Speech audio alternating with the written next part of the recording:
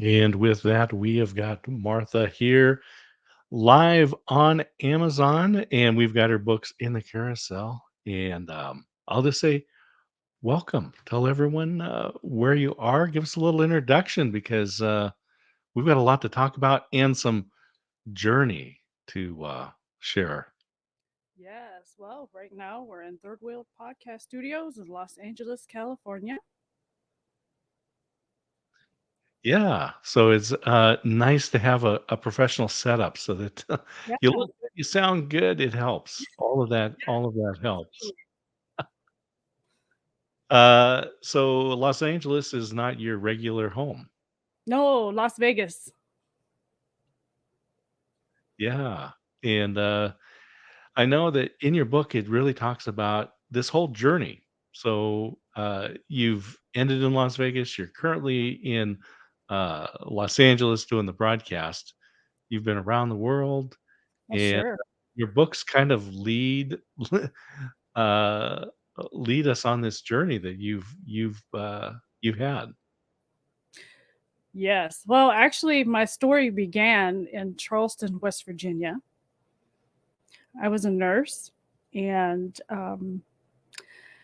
I was in a pretty serious car accident in 2003. One that left me in a hospital bed with only view of the world was the ceiling. I had a long recovery and 15 surgeries. And I say that that was the catalyst that changed my life.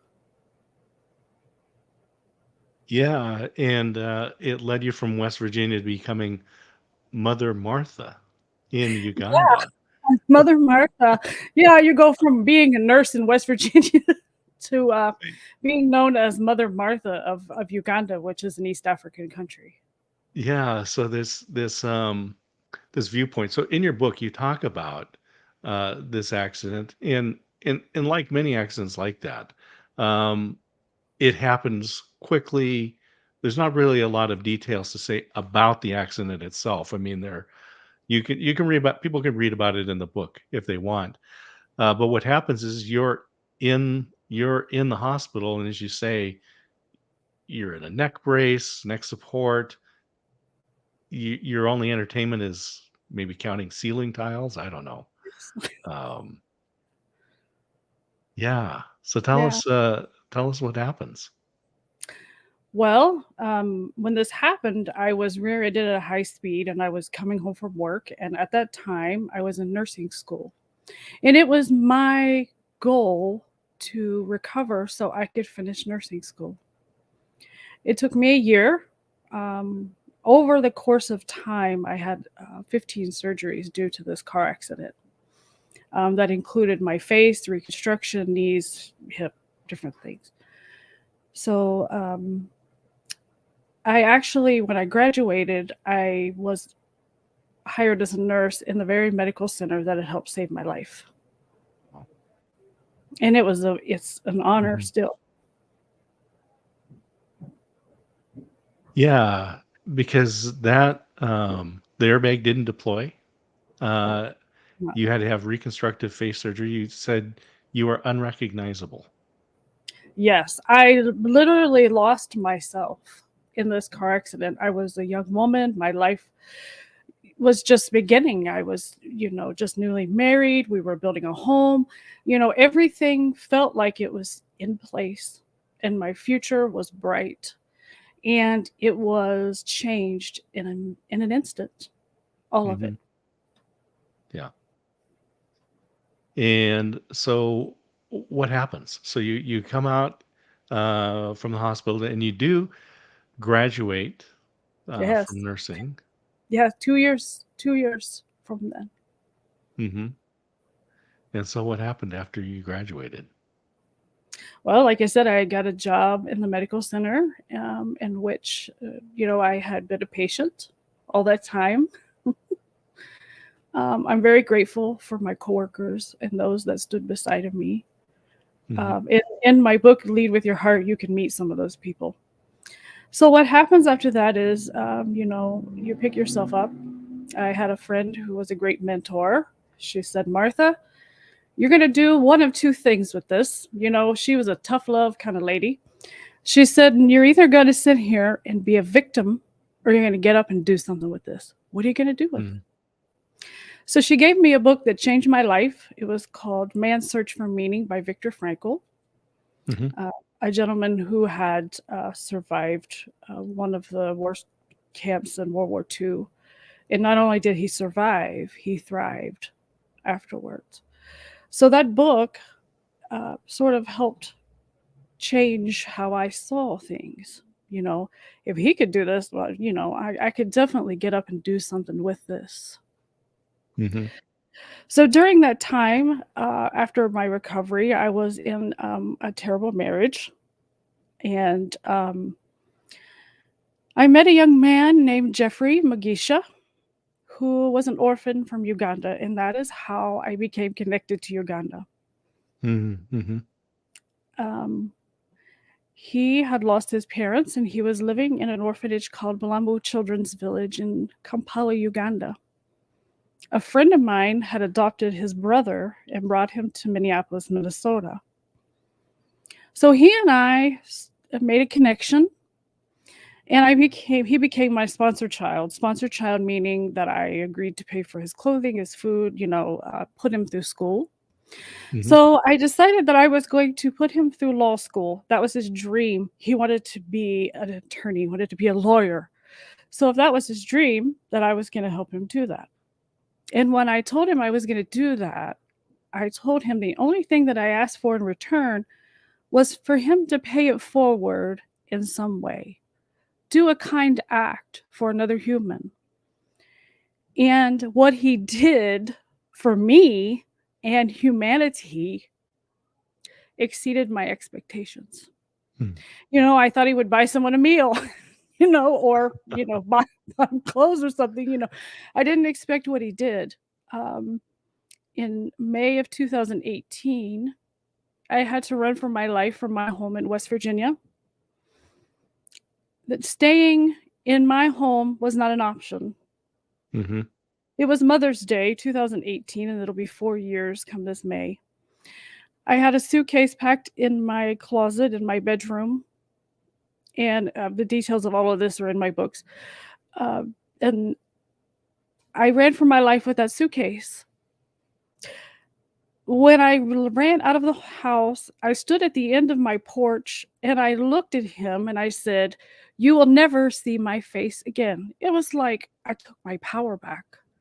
And Wow. in those 4 years, unless he's seen my face in the media, I have kept true to that promise. Okay. So, what I did when I left with the suitcase, I had a suitcase and in my car, and I was scared and I was crying and I was driving and I had nowhere to go. You know, everyone had pretty much turned away from me. I don't know why. I guess you'll have to ask them. But the one person that had never turned their back on me was Jeffrey. Hmm. Now, I didn't know what he was gonna do. He was 7,000 miles away in Uganda, and I was in West Virginia. But I pulled over my car, and I called him, and I said, "Jeffrey, this is what has happened, and I don't know what I'm gonna do, but I can't go back to my life." Sometimes you have to make these decisions in life. I had left everything that I ever known, ever had, and ever was. but it was necessary. So what he told me was, "Martha, I want you to go to my brother in Minneapolis. He will help you. Everything that you've done for me, go to Ivan." Ivan is his name. Mhm.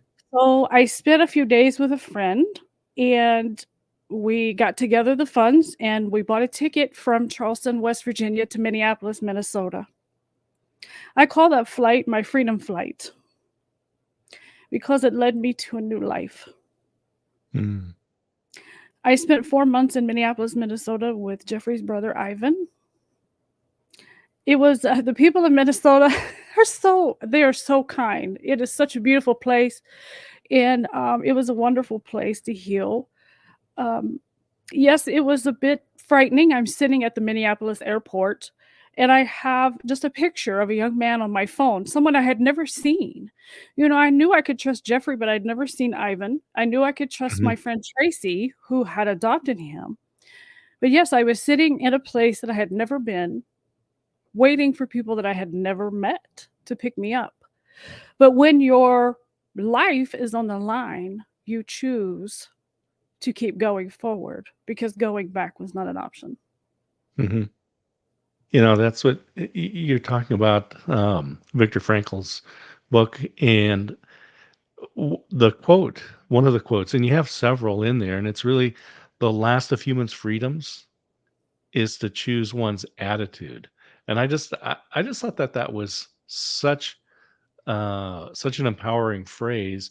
And and I know that there's a lot of people out there that are also in those types of relationships where um, they need to leave for safety's sake, and to have the courage, just like you had the courage.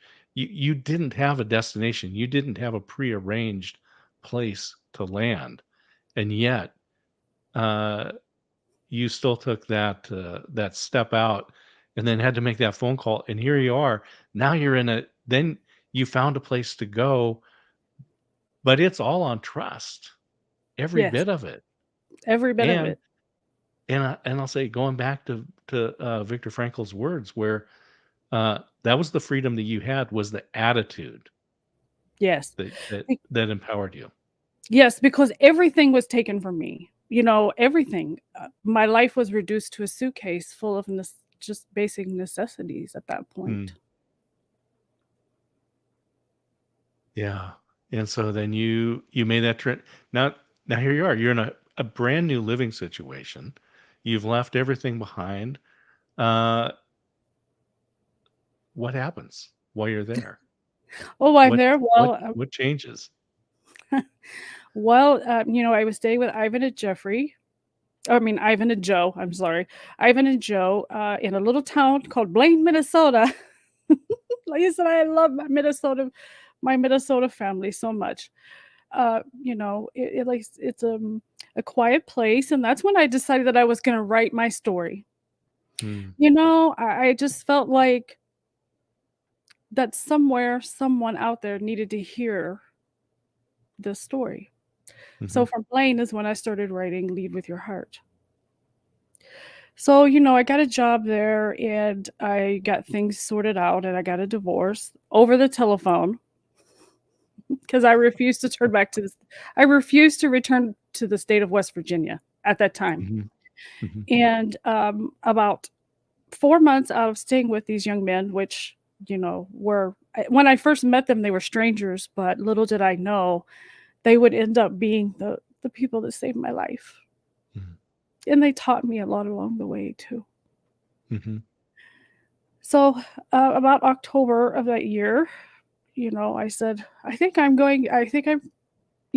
healed now to the point that I could truly restart my life. I love Ivan and Joe so much, but, it was time for me to move on to find out who I was. mhm, Because, when you're in a situation where other people tell you who you are, which that's going to happen all of your life. All of your life, somebody's going to tell you who you are, what you can do, what you can't do, what you like. But when you're in that situation in a relationship, you walk on eggshells all the time. So I decided I was going to move to Las Vegas. with a friend. I mean, what a better place to restart your life, honey, than the Las Vegas bright Mhm, lights and, So, that's when I decided to move to Las Vegas so I could start the journey of finding out who I was, mhm, and I did. Um, got a job there, started as a nurse, got my apartment going and that. So then I decided that once I was discovering Las Vegas and myself, that I was going on a journey. I was going to go to all the places that I ever wanted to go in life. mhm. You could call it a bucket list, and you could call it whatever you want, but I made a list of all the things that I wanted to see and do that I never got to do when I was living my life walking on eggshells. Mhm, Sometimes in life, and this is all of us, we forget how to truly live. We just exist and we kind of just go through the daily motions of life, right? mm, mhm. So I packed that suitcase. So with that suitcase that I left my life with, I packed that suitcase and I went on that journey.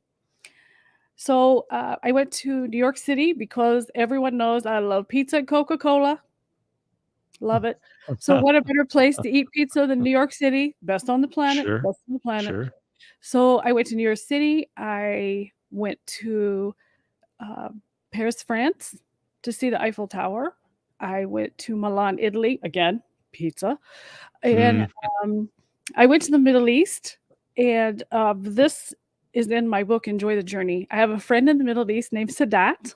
And he picked me up at the Dubai International Airport, and we had some adventures in the Middle East. So, my end goal with that trip was to see Jeffrey because Jeffrey had saved my life. mhm, And I wanted to put my arms around him.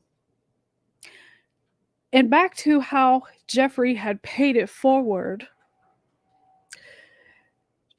As I said, I thought he would buy someone a meal. I never dreamed he would do the things that he did. What he did to pay it forward is he started an organization in Kampala, Uganda called Amica Foundation Africa. And what that organization does is they help orphans that come out of the orphanage obtain job skills. So when I got to Uganda, my goal was to meet the people's lives that I had indirectly helped to change. mhm. So this is what a journey. So I'm really thinking, so you go to Las Vegas and you start the life, get a job, working. It's the big city, there's lots of stuff going on. Um, but there's these items just that are in the back of your mind, like New York, like Europe, right? Like Yeah, visiting these places, which I'll just say those were tourist type opportunities. Being a tourist in Paris and seeing the Eiffel Tower. sure. But the trip to Uganda, this is completely different. I mean, there is not a Uganda is not on many people's bucket lists of tourist attractions to see, but you go there for one specific reason, and it's human to human. Yes. And I always say that my heart is always there. And Mhm, I went on that trip and I went to the orphanage that Jeffrey grew up in. I went to the organization that he started, and I also became very passionate about the work there with the children needs to continue mhm, because of the vision of the gentleman that started the orphanage, because of the work that had been done to help these young men. I would not be here if they hadn't learned the character, the morals, the values, that I wouldn't be here. So I mhm, became very passionate about the work there and that it needs to continue. mhm. And So you go there as a I'll say you arrived as a tourist, Yes. but what's the transition that happened? When was the moment when you realized there's something different, not just because you're here to see Jeffrey and you're proud of the work that he's done and that uh, you were able to enable him to do this, to create this organization, to help others that were in his similar circumstance. So, I mean, this is the ripples are going out from that one commitment that you made. But now you're there physically and you get to see him and maybe, you talk, you hug, you have some conversations. But I'm thinking something else happened there to you. Oh, honey, there was a lot of things that happened there. Well, and that's what Enjoy the Journey is about because not only did I go on this journey, a lot of interesting things happened. Mhm. In that book, I talk about all the interesting characters that I met along the way. And I met a young a man named Sam who was my driver, and we went on some adventures together. We went to the river Nile source. We took Jeffrey, and that story's in there. I also toured the palace of King Edward Mutesa, who was the first Mm. president of Uganda. I toured that palace with his grandson, Prince Frederick Wallagambi. I sat next to Zake Francis, who is a parliament member in Uganda. And that story is also in there too, how he and I became friends. Mhm. So, yes, I went on a journey of self discovery, and so many other things happened from that too. So, Yeah. but you got to read the book. Um, but when did I become Mother Martha? I guess that was kind of my nickname since 2014. But it started out Mother Teresa, and I told him, "Don't call me that, honey. I'm no saint." Don't call me that. So, I guess there's something that had always been coming on, but the passion to help there really uh, started when I went on that trip. And I Mhm. said I made a whole new family um, in Uganda. Yeah. And there's a lot of places around the world where there's needs, and I've been personally involved with orphanages in different places, including Romania, and there's nothing particularly special about being American except that we have resources, which means we have responsibility. And when you go into these countries, you start to realize what it really means to be an orphan in a developing nation like Uganda. And so what what are you seeing? What is it that has been happening to these children and as they grew into young adults? Well, when Jeffrey and I were working together, we were doing a lot of talking on the phone, video chats. But until you see, he was telling me stories about daily life there for children. But Hmm. until you see it and experience it, it doesn't really hit home. And the first time Sam had driven me through the ghettos of Kampala, Uganda, it was heart wrenching. It was heart wrenching. It still is. Sorry. It's heart wrenching to see what these children live through every day. You know, um, I would say probably, according to the UN statistics that I saw the last time, like 11% of the population have access to electricity. If you're eating more than one meal per day for these children, that's considered wealthy for them. And some of these children don't have clothes. Their clothes are holy. They've worn the same dress for 6 months because they don't have anything else to wear. They have no shoes. They don't have the basic necessities that they need. Hmm. And going to school, well, they don't have parents, honey. Who's going to pay for them to go to school? Yeah, it's very different in a lot of these countries where uh, here in the US we get very comfortable. with publicly funded education, and it's available and even help to for students that have different learning challenges and so forth. There's lots of opportunities, but when you go into a country like Uganda, it's not publicly funded No. education. There are no social programs, none. So here, if you're hungry, I can take you to the soup kitchen, you know. If you can get there are the social programs that you could go to, but that's non-existent there. Hmm. And so then, w- uh, as these individuals, these young children, are in the orphanage, then hopefully there's support, they're getting some food, they're getting some education. Yes. But at what point do they age out and they're no It's just longer. like, when they age, that was Jeffrey's concern. Mhm, For him and his brother, they had no opportunity once they aged out at 18, 19 years old. mhm, What were they gonna do? They didn't have any job skills, they didn't have any way to support themselves. So that's why he started, the organization that he did, is to give mhm, people a hand up and not a handout. Teach them how to have job skills and how they can go out and make a living for themselves. mhm. Yeah, these, and when we're talking job skills, what types of skills do these, people need? What do they need?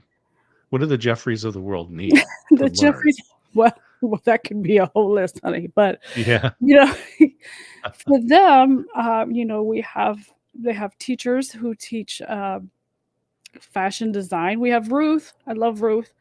Ruth teaches, sewing and, design. She's gonna make me a very beautiful shirt when I go back at the end of the year. Mhm, They teach computer skills because, some people have never even really laid hands on a computer, and how can you be marketable in the job market, if you mhm, don't have really good computer skills? So, you know, they've made me jewelry, they make jewelry, they do things that can so they can have those skills. mhm. Some of these things, like, sewing. Here in the US, again, we can understand computer skills. We can understand Yeah. making but sewing is something Yeah, that people do as a yes, hobby, not right, as a not there, occupation or a not there. necessity. No, It's because different. and that's why, people think, "Well, they can go down to the Walmart." No, honey, that's not how it works.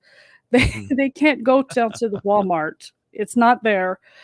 Things are not, and especially living in Las Vegas, for someone who's used to Las Vegas where everything's accessible, we can get anything we want. If I want Chinese mhm, food at 2 o'clock in the morning, sure, you can have it, right? But there, I was hand washing some of my rugs from my apartment, the other day, and I was like, "I feel like I'm in Uganda," because, hand mhm, washing your clothes is normal. mhm, Things that we take for granted, as you said, um, is normal everyday life for them. mhm. I have a friend that has a nonprofit there. They work in both Uganda and, Tanzania. And one of the things that we got involved with was donating wedding dresses. And so they would gather them up and transport them back over to Uganda because, again, sewing. So, first of all, the raw dresses are not available, but then they're able to take them and tailor them. And basically, they rent them out because no one can afford to buy one. No one can afford to buy the dress, but they would rent it out, and that would become a business for Mhm. someone over there. Generally, a woman that would learn the sewing and would be connected into that community. And just by donating a wedding dress, now they've got something to work with, but they still Mhm. need to have that skill. They need to have that Right. sewing skill. And the sewing And machine. so the sewing machine, and this is where the Amaka Foundation comes in. Yes. Mhm. And so they're able to now, um Are they providing funds? Do they actually have the schooling? So what's happening there? Well, So you get 19 years old. What happens? well, a lot of that is under Jeffrey's care now because I have all these other things and that's his kind of his thing. So he would have to tell you the details of it, but um I know that when I was there last time, they Hmm. were introducing me to students, and there were students of many different age ranges. There were a lot of mothers with small children, just trying to make skills, get skills so they can support their families. Hmm. Yeah. So that's really orphanages. Again, in developing countries, sometimes they're a little bit different than what we think about, where sometimes children are placed into orphanages, not because the parents are gone, but because they just can't afford them. They can't afford it, yes. Or one of the parents has passed away, one parent is left, but they can't support the Hmm. children. Yes. Yeah. And so not only are they in this orphanage and have those types of disadvantages, they also know that their parent is there somewhere. Yes. That must be I can't imagine what the emotions are for this Yeah, as I a can't. as a child, just wondering. Mhm. Yeah. Yeah. And then, uh, e not a lot, I will say, um, from the orphanages as well. Some of them hope to be adopted, but for the most part, they're not. Yeah. And so they really need some sort of program that helps them find their way within in the community and society, Sure. and not just trying to escape to a different country, but to be able to helpfully make Uganda a better place and have less orphans in the That future. that would be wonderful. Yeah. And that sort of became my passion because, as I said, if it wasn't for these uh, three young men, three young African men, I would not be here. Mhm. Yeah, this is an important part of the story because Yeah. again, because you had this connection, you escaped a dangerous relationship, had no plan, end up with Ivan in Minnesota. After some time, you kind of then realize, okay, it's healing is past. It's time to identify myself to and really. Um, I don't know if it's reinvent yourself or if it was actually just invent yourself because I don't know. Everything sounds like it was guided by some other person other than your desire coming up to that Well, I like it. I like to call it self-discovery, because like I said, discovery. That's good. self-discovery because, I was told who I was and what I liked, and I found out who I was from that journey. Hmm. And Some you're, things surprised me for sure. yeah. Tell me. Well, I didn't realize I had such a sense of humor. I'm like, where did this come from? But, I think all the years of being a nurse probably have something to do with that. Sure. Yeah. So, I found out that I like things that I never thought, that everyone told me, oh, you'll never like that. You're not going to eat that or whatever. So, uh, yeah, I found out who I was. I came back from that journey. And Hmm. after I got settled back in Las Vegas, well, then I don't have to tell the world what happened after that because as a nurse, then came along COVID. Mm, So that's what the book that we're working on now is, telling the world what it looked like from my point of view as a nurse. hmm. Yeah, and I'm just going to put this image back up for a moment again, because we are speaking with Martha Hoy, and this book, "Lead with Your Heart," is one of the books we have in the carousel. I've got that highlighted now, but we also have "Enjoy the Journey" and "Insights from the Heart." And uh, I encourage people to follow you, Martha, because if they follow you on Amazon, you're on Amazon Live, they go to your author page and follow you. when this next book comes out, you'll get people will get notified. Yes. And so tell us about the book that's in progress, and go ahead. Well, it's kind of wrapping up my life story. We're going to talk about what it was like for me to be a nurse during the pandemic, because I was a nurse in one of the coolest cities on the planet, Las Vegas, Nevada, right? Hmm. And I talk about a moment when things were really, really got to me is when the lockdown started at first thing in 2020, and we were not supposed to be outside. We're not supposed to be out, driving our cars and what have you. But I was working a field hospital downtown Las Vegas. Now, who would have ever thought in history that there would be an Army field hospital downtown Las Vegas? But there was. It was a Cashman Field. Yeah. And I had a permission slip, which I'm going to put both in my book. I'm going to mark out employers' names and stuff like that, but to be out. And I remember sitting at the stoplight in front of the Wynn next to Treasure Island on Las Vegas Boulevard, looking around, and there was no one there but me. And it was 5 a.m. And I thought, well, how weird is this? Because never in Hmm. history, how many times have people been completely alone on Las Vegas Boulevard? Hmm. So I was like, who can I call? Because everyone on this side of the planet was obviously asleep, right? So I said, I'm going to call Sam, my friend, the one that drives me in Uganda. So I was like, I'm going to call Sam and say, guess what, Sam? And I did. And I sent him video. I'm like, I'm on Las Vegas Boulevard by myself. Can you believe this? I said, He said, well, you know what you got to do? I said, I know I got to break a traffic law. I have to. What, what else am I going to be on here by myself? So I was like, I got to do an illegal turn or something. Okay. So I'm going to talk about, what that was like from my perspective. Hmm.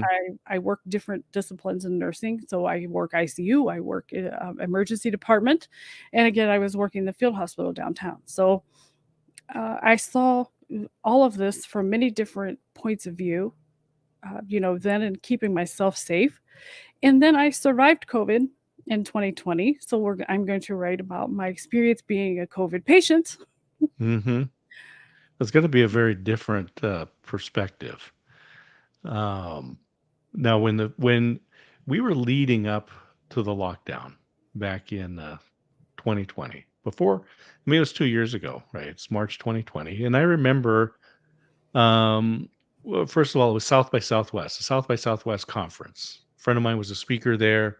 Says, "Oh, my company pulled out that would hired me, and so now I'm available." Then they end up shutting down the whole conference. I said, "Well, okay, well, that's a lot of hotel rooms and Uber rides that won't happen, but it's just a conference."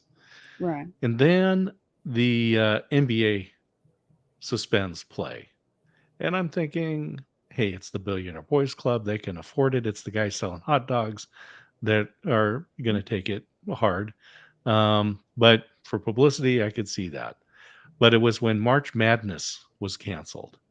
Yeah. And I'm thinking of the millions of dollars that weren't going to be made, even by the universities, for pulling out of that, for shutting down March Madness. And I remember telling a friend, I said, if if I had access to the documents on COVID-19 that the World Health Organization, the Center for Disease Controls had, and I could read and I could understand it, I would probably be terrified.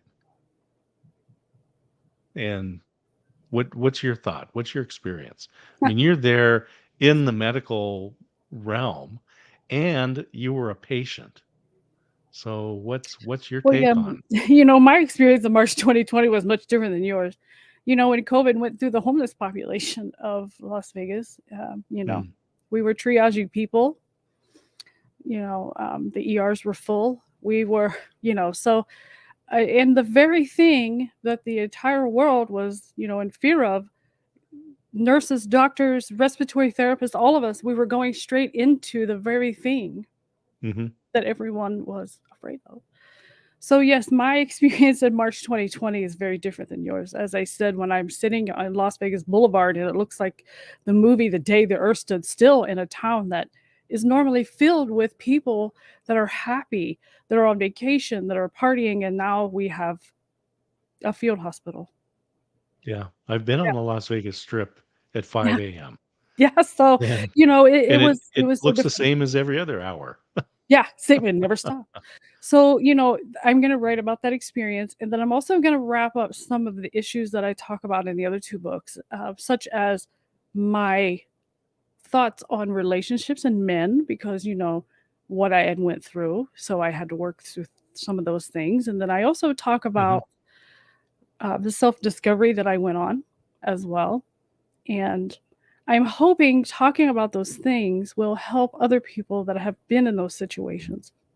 That's mhm, why I started writing these things because I wanted to connect with other people. Somebody out there has been in an abusive relationship. Somebody else out there has been, has had medical issues and maybe they just need someone to understand.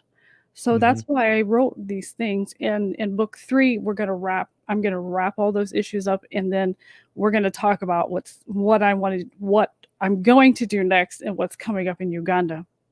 Mhm. Yeah, and again, that's what, I just wanna encourage people that, read your books. That we have them in the carousel, and click on them. You can take a look, but just add to cart. There may be somebody that's listening to this that has a friend or a family member that, is going through, an abusive relationship. Get the book, help them out, and help them to get the courage to step out. You don't have to live that way. Yeah, And but your journey took you a lot further when you went through this self-discovery. yeah. And now with this book that's coming out, and really from your perspective, um, are we out of COVID? I mean, I said I'm now using this mask it makes a great coaster, by the way, Well, right that's now. good, It's a good coaster, multi-use. but w- what's going on? What Well, should people know? I don't know. I wish I knew all the answers, that would be great. But I got this. Everybody's, You stayed know enough more to than David me, Express so last night, I got this. But I wish when I first started nursing, I signed up to be on every emergency team possible, right? I mm, Red Cross and all these things, and I took pandemic training in 2005. That was quite a long time ago. wow, And I said, "When am I ever gonna use this?" And, the only data that they had was from the Spanish flu. right. So, well, little did I know 15 years later, I'd be using all of that training and then some. So, are we out of it? I don't know. I think COVID's probably always gonna just hang around because, the Spanish flu, if you look at what it is, it's a certain type of influenza that's still around today. So, maybe it'll just lose its strength and then just become like a cold. I don't know. So Mhm, I have no idea what the future holds with this, where we're gonna go, but I can tell you what I experienced and what I saw and how it felt mhm, during all of this. yeah, Thankfully, with the numbers now, they are becoming much less, and that I mhm, am grateful for. sure, yeah. And then, the book, what's the, planned release date for the new Right book? now, we are looking at October 30th this year. Mhm. Yeah, Well, that's good, that's yeah. good. So So we're that definitely yeah. gives people time to get your book the existing books, Yeah. read through those, and, come up to that cliffhanger hanger and wait for the final chapter. Pandemic nurse, yes. We've decided that the cover will have a nurse and a crown because, I had a relationship with, a prince from Uganda during my my time, and I learned a lot about myself through that, Mhm, and a lot of people are interested yeah. in that part. They're like, "Oh, you dated a prince, huh? Okay." So they're interested in that part, I Well, guess, but I tell people that I lived the movie Coming to America. I lived them both. When, Prince Gerald came to see me in Las Vegas, and the first time that he mhm. saw a showgirl, honey, you should have seen his reaction. Listen, Prince Gerald has nothing on Eddie Murphy's character, nothing. So, in my next book, I talk about, that encounter when he first came to see me in Las Vegas, what a prince from the Buganda kingdom, how he reacted to seeing, life in Las Vegas. Mhm. Well, it's gonna be fascinating there, I'm sure.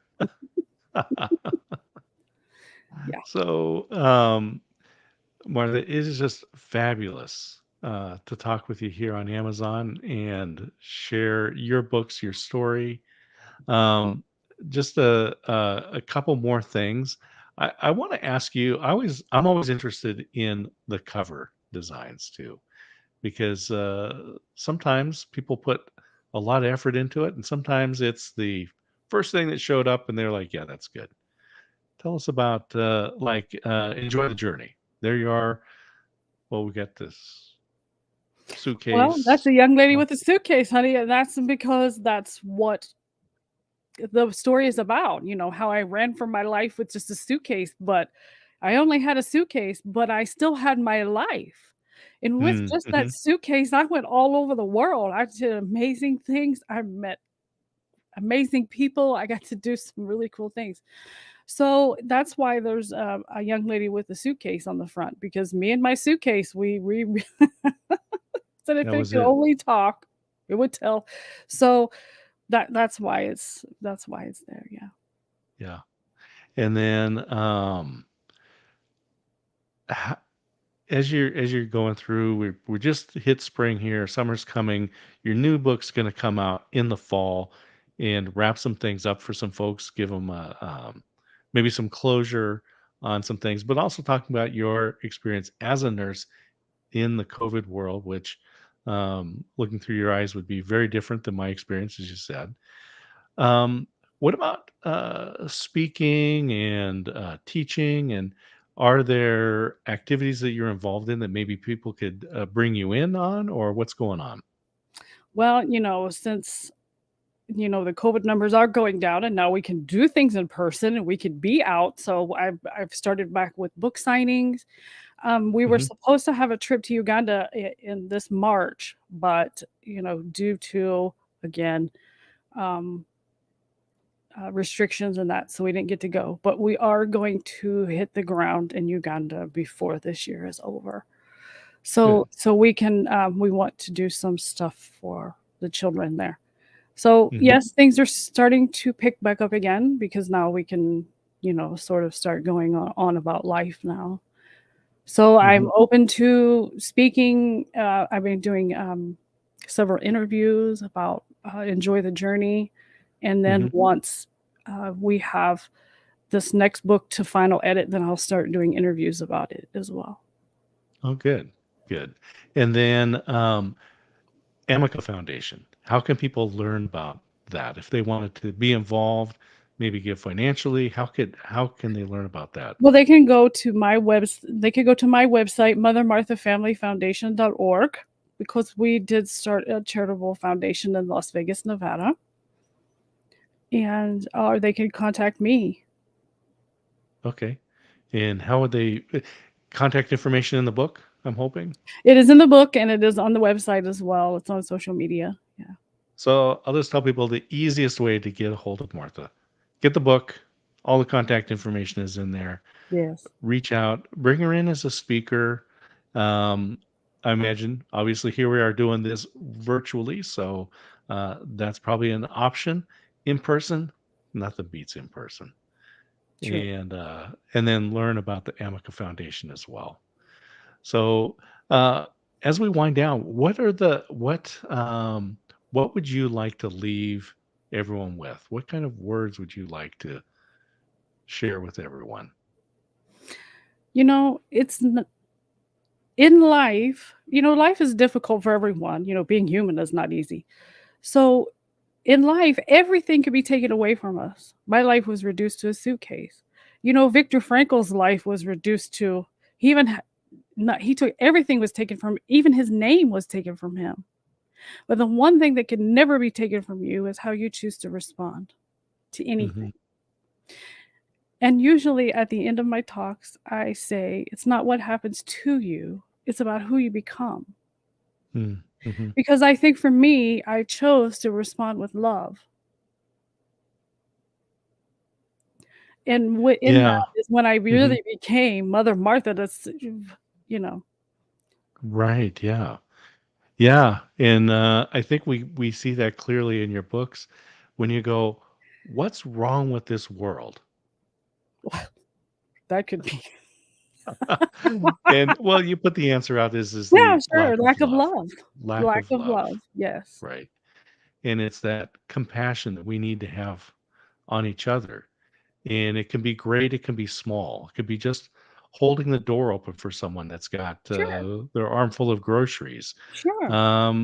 It could be moving to another country and, uh, It could you just don't know. whatever. It d and, and pay for the and in the world, I don't have to tell people that, we know that. The world does not look great right now. So, Mhm. and you don't have to go out and be Mother Martha or whatever. Just, buy someone a cup of coffee, you know? And that's what I thought Jeffrey would do. I was like, "Oh, he'll buy someone a meal." And then he did all these things, and I'm super proud. Well, I'll just say, So people can pay be forward. very surprising in beautiful ways, Yes. and, Jeffrey has done that. Martha, Yes, pay it forward. thank you for joining me today here on Amazon Live, and, I look forward to another conversation, maybe, in October or a little bit later when the new book comes out. That would be a lot of fun, and, just be able to get people caught up. Sure. So, I'm gonna send you to the green room. Hold on for just a moment, and I'll be right with you. So, we've got Martha's books in the carousel, and, I encourage you, click on the book, take a look on the inside, and add it to the cart. You'll wanna share it with friends. There's somebody that you know that would benefit from this. But thank you for joining us here on Amazon Live with Martha Hoy. And I will just say to everyone, thank you for tuning in and have a fabulous day.